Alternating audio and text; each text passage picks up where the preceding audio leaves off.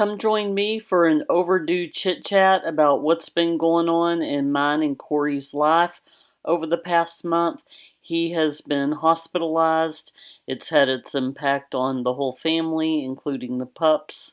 So I wanted to wait and talk about it till I knew he was for sure out of the woods. And after 4 weeks and 24 hours, that day has arrived. Hey everybody, welcome to my channel. Both audiences today are Living Forgiven channel and our Wandering Willbillies channel. As you may or may not have noticed, I haven't posted in about a month. Corey was hospitalized on January 23rd. By the time I get this video uploaded and you see it, he will hopefully be out of the hospital, but as it stands, he will have been in the hospital for 4 weeks and 2 days. On the Living Forgiven channel, if you go back and watch, not the last video I posted, but the one before it, where we were preparing for an ice storm that was heading our way, and I had made the comment that Corey was feeling under the weather. It turns out he heard a popping noise in his body. He doesn't know if it was his chest or stomach, but something popped, and then he felt like he was going to pass out. He tried to blow it off for a couple of days because, again, the storm was coming. I know it was on his mind if we lost power, and he was just like, I'll deal with it later. So this happened on Martin Luther King Day. The next couple of days were the ice storm. We were asked to stay home. Don't leave the house unless you absolutely have to. So by the time Corey went in to get it checked out at a minor emergency clinic on the 23rd of January, this would have been a Thursday, and they said, you got to go to the hospital right away. They did an x-ray. His stomach was all bloated, and it turns out there were food particles that were literally in places they shouldn't be. There was air on top of all his organs, his liver, his kidneys, his intestines. So when he would eat food, it would not stay inside his stomach and then pass through his intestines. It was coming out of that hole and therefore going all over his body. And that's why his stomach got bloated and full of air and gas. He had a whole bunch of things going on. He had a hernia. He had a hole that was in his esophagus and his stomach, right where the two connect, an abscess, an ulcer. Whatever the triggering factor was that caused this domino effect, I don't know. I don't know what popped. The doctors don't either. It's just kind of one of those mind-boggling situations. On the second day of his hospital stay, he was in a medically induced coma for about 24 hours because they had to put a tube down his throat. They were trying to close up the hole in his esophagus, and they put a stent in there, but the stent moved after a day, and so they had to go back and try to put a stent in again. It moved a second time, and then so they transferred him from the GI team to the heart team because I guess they're used to dealing with these complicated situations. This new team, they put a third stent in and put a bridle, like this thing connected to the stent in his stomach and esophagus all the way up through his nose. If you think of like a horse saddle bridle, and he was in major discomfort. Bless his heart. And I really just didn't want to talk about it. First of all, I was mentally and physically exhausted trying to repeat the story over and over again to everybody because people were asking, well, what caused it? I have no idea what caused it. I don't know if it's hereditary. The doctor said it was unlikely, but it did just so happen that his dad has had a similar hole in his esophagus and issues with some swallowing, and so does one of his sisters. Ever since I've known him, just from time to time, he would have difficulty swallowing his food. First, he thought, oh, maybe I took too big of a bite, or I was eating too quickly, and it would get stuck in his throat. And it would either just sit there until it eventually went down, or until he coughed it back up, like threw it up. There was no rhyme or reason as to when it would happen. It wasn't because he was eating a certain type of food. I know my mom had something very similar before, but it was only when she would eat chicken. And then over time, after a few years, just those symptoms went away. For Corey, it could be Indian food, it could be Mexican food, it doesn't really matter. 6 months would go by with no issues, and then something would happen again. And that's kind of what happened. He was, the day that led up to the days before he went to the hospital, he was taking a bite of something and it got stuck in his throat, and he felt like it never really went down and it didn't come back up either, but he had that popping. I know it doesn't make a whole lot of sense. I don't really know what caused it. It could be spicy foods. It could be acid reflux.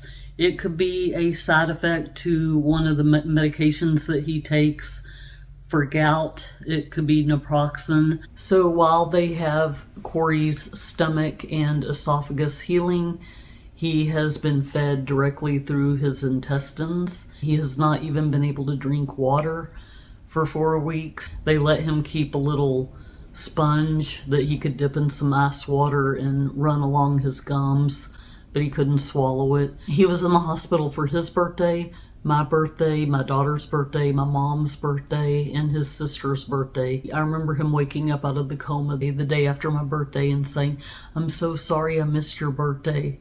And I said, well, you have a pretty good excuse. I would say definitely being in a coma is up there. So to the subscribers on my Wandering Willbillies channel, we had to cancel a couple of camping trips. We had a trip to Inks Lake planned, as well as Blanco State Park. Those are two places we've been before, but this was before we had our YouTube channel. So we had to cancel those trips. I don't know when we'll go camping next, but next time we do, I'll be sure to upload a video of our experience and give you a park review. And then for my Live and Forgiven channel, we will be freeze drying some eggs. I got a great deal on some eggs. I know those are really expensive now. I am getting ready for Corey to come home tomorrow. And one of the things that he said that he needs is to have a sterile area to change his bandages, because they never sewed his stomach shut. It's kind of like in November when I had that dog attack. They never stitched up my wounds because they're considered dirty wounds. And in his case, because he had all the toxins moving around his stomach, there was just such an intense infection going on that they never sewed his stomach up. And he needs a sterile place where no cats, no dogs, no other people go to be able to change his dressing. So I've got my vinegar and water, and I'm just going to go through and clean this place from top to bottom. I have a newfound appreciation for caregivers. Not tooting my own horn or anything like that, but it is very, very difficult to be a caretaker for someone who has some needs. Like Corey is gonna have a feeding bag. Olivia had a feeding tube in her stomach for her medical condition when she was a baby. I think we got it out when she was like 15 years old, but that was a G button that went into her stomach. This is different. This is a feeding tube that goes directly into his intestines while they allow his stomach to continue to heal, because as you drink water or eat something, then your stomach's going to produce the bile and all the things that break down the food. So they're just trying to give his stomach as much of a break as possible. He, I believe, is going to be on a soft to a liquid diet, so he can have broth, he can have mashed potatoes, cream of wheat. We'll wait about a week and then go back to the doctor and get the go-ahead to remove the drain bags from him. Actually, he had two and they took one off today. He's just going to have one drain bag, and what that does is removes the bacteria from the stomach. It's going to be a learning curve. I just have a newfound appreciation for Corey, and not just because of all the physical things he did for me. I mean, he did things like filled my gas tank. I have not put gas in my car in years because he always just brings me a full tank, and I'm so grateful. And just all the little things he does for me, like our nugget ice maker, he keeps it filled so I can always have my little crushed ice.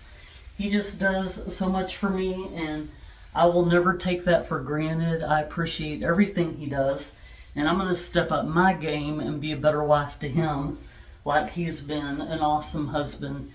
And I'm so blessed that he is bouncing back from this. He is going to come home, and my heart just weeps for those who lose their loved ones, because just hearing the doctor say how serious it was, and there was just such, it was such a fear of the unknown. Nobody had answers. Nobody knew what was going on or how long he was going to be sick. We don't know what caused it, so we can take the steps to avoid however we got in that situation in the first place. But I'm doing a lot of reflecting on just life, and I never want to take Corey for granted. I mean, I would like to think for the most part I didn't, but you fall into habits and routines where you kind of just have expectations. And he does so much for me. He did a lot of cooking around here. His absence was definitely felt while he was gone. I mean, what free time I had where I wasn't working, I was going to visit him, and I just really appreciate him. And I'm sure he's not going to want to do a whole lot of talking like I'm doing right now. He's just more of a not a private person. He compartmentalizes, which is probably how he got in the situation in the first place. He's one of those people that if he feels an ache or a pain, he's going to put it off because he doesn't want to inconvenience someone else. Houston is world renowned for their medical center. They've got a bunch of hospitals like MD Anderson Cancer Treatment, Texas Children, which is who follows Olivia. You got St. Luke's, Methodist, Memorial Hermann, which is where Corey is. And these are the best of the best hospitals. People travel from all over the world to go to these hospitals down in the medical center, and presidents, kings from other countries. Where Corey is the same place I ended up the day before Thanksgiving last year when I was mauled by the dog in the neck. And if y'all haven't seen that video, it's somewhere. Corey and I had joked about, boy, hopefully 2025, the only way will be up from here, because we endured that setback of my neck and then all the medical expenses that came with that. And then we start January off with him being hospitalized. So hopefully the rest of 2025 will be a breeze, knock on wood.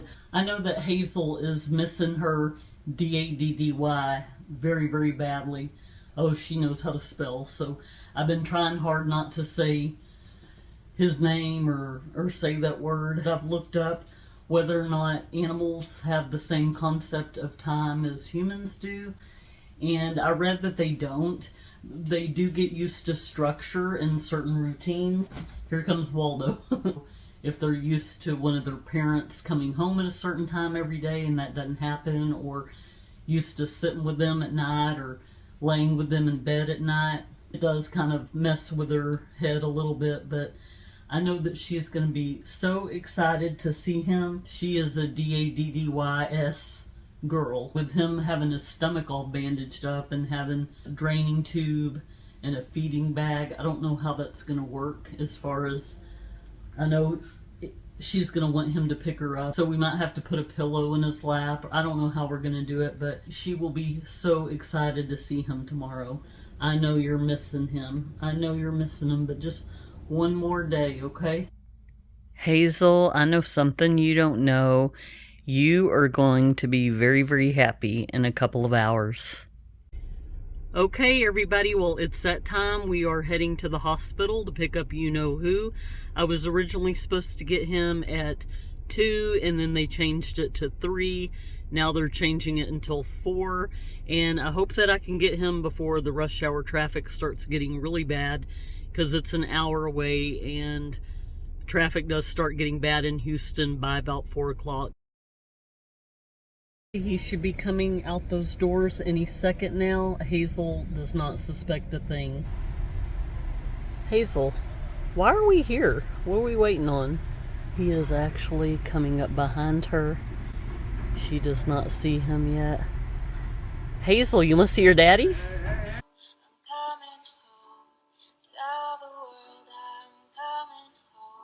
She got so excited to see him, she lost her clothes. I hate when that happens.